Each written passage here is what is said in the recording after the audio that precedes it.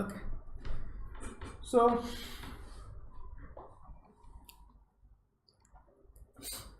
অনেকদিন পর বোর্ডে আসলাম।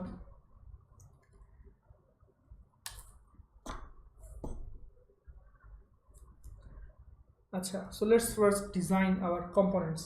It's a server, then we need a client. It's client, it's memory,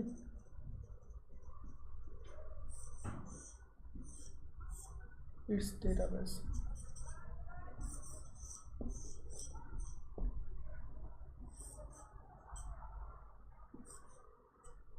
Then have to shop, right?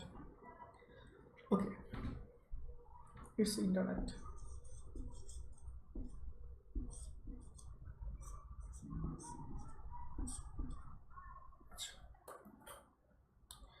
তো কি হচ্ছে আসলে,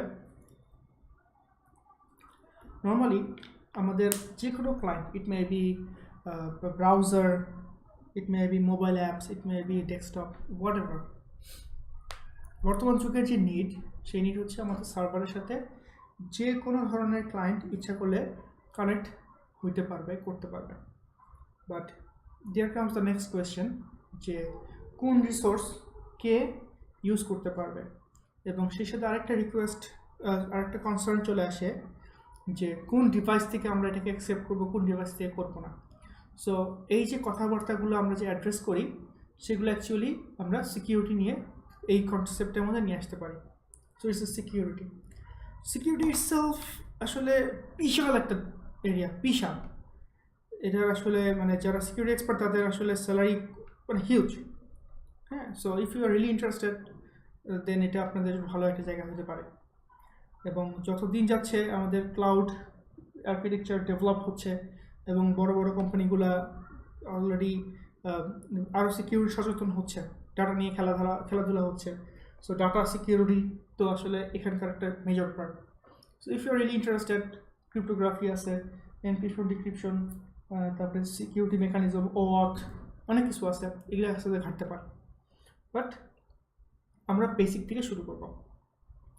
তো এই যে সার্ভারে, আমাদের server means SP dot net server mean করছি। সো এই যে সার্ভার, এইখানে এতদিন পর্যন্ত কি হইতো, এতদিন পর্যন্ত এসপি ডট নেট তার মেমোরির মধ্যে তার সিকিউরড ইনফরমেশন, দ্যাট মিনস যে সমস্ত মানুষজন লগ ইন করছে তাদের ইনফরমেশন রেখে দিত। এটাকে সে বিভিন্ন নাম দিত এই স্টোরেজটাকে, session storage, application storage, cookie, হয় যে বহুত কিছু নাম আছে এগুলোর। বাট অ্যাকচুয়ালি সব কিছুরই সেম কথা, সেটা হচ্ছে ইন মেমোরিতে সে কাজ করত। ইন মেমোরিতে কাজ করা মানে কি? অ্যাকচুয়ালি কাজ করা মানে হচ্ছে যে it is storing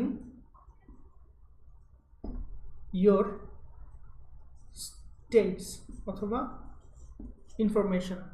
for example, আমরা এভাবে চিন্তা করতে পারি যে আমাদের যে বিভিন্ন রকমের সাইট দেখে আসছি আমরা, যে অ্যাড টু কার্ট করি আমরা, অ্যাড টু কার্ট একটা প্রোডাক্ট সাইট।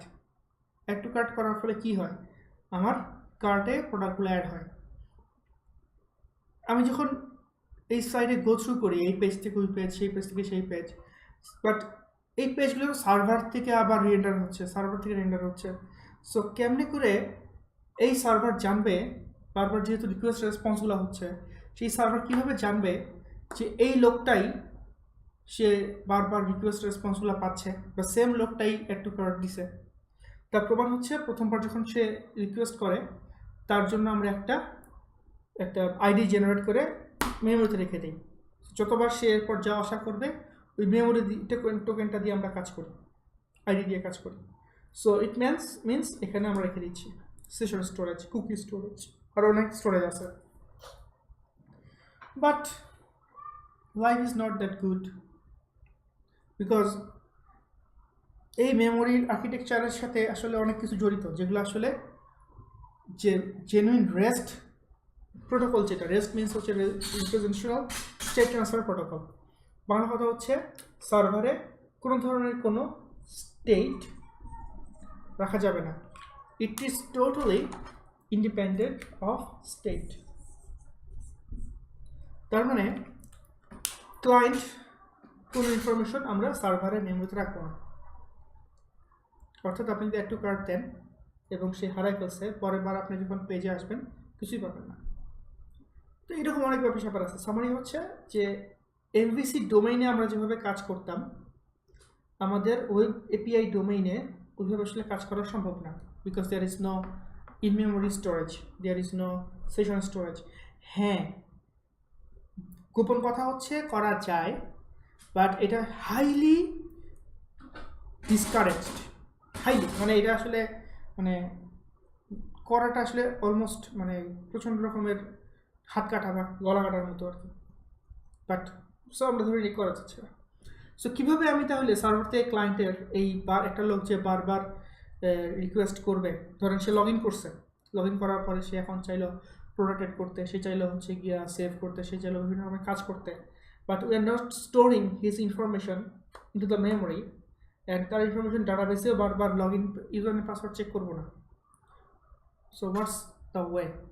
বিকজ আপনি যে একবার লগ ইন করছেন, লগ ইন করার পর আপনি কি প্রত্যেকবার ইউজার নেম পাসওয়ার্ড পাঠাবেন ডাটাবেসের কাছে, বারবার চেক করবে? কখনোই না। এর চেয়ে বাজে সিকিউরিটি পৃথিবীতে আর নাই, যে আপনি প্রতিটা রিকোয়েস্টে ইউজার নেম পাসওয়ার্ড পাঠাচ্ছেন, প্রতিটা রিকোয়েস্টে সে চেক করতেছে যে হ্যাঁ এই লোকটার ইউজার নেম পাসওয়ার্ড ঠিক আছে, হ্যাঁ এই লোকটাকে এই রিকোয়েস্টটা করতে দাও। এইটা হচ্ছে বাজে কিছু নাই। সো এইভাবে আসলে কাজ হয় না, কাজ করেও না। সো এই ধরনের প্রবলেমগুলো অ্যাড্রেসিং করা শুরু হয়েছে অনেক আগের থেকে, এবং সলভও হচ্ছে, এবং এটা আস্তে আস্তে আরও ইভলভ হচ্ছে। তো সলভের অনেক ওয়ে স্টেপ আছে। সামারিটা হচ্ছে OAuth নামে একটা ইমপ্লিমেন্টেশন আছে। OAuth আমি লিখে দিচ্ছি, এটা একটু ঘাটবেন। OAuth এটার কাজ হচ্ছে এই ধরনের জিনিসগুলোকে নিয়ে কাজ করা, আইডেন্টিটি সার্ভার যা যা দরকার আছে সব কিছু নিয়ে কাজ করেছে। তো আমাদের যেটা দরকার সেটা নিয়ে আমরা কথা বলি। আমাদের এটা দরকার নেই, so we are removing this part.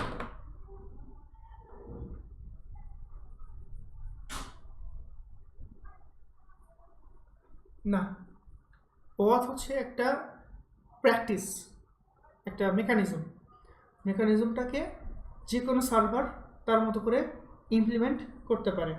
Like MVC একটা প্যাটার্নটা যে কেউ তার মতো করে ইমপ্লিমেন্ট করতে পারে। ASP.NET তার মতো ইমপ্লিমেন্ট করে নাম দিয়েছে ASP.NET MVC।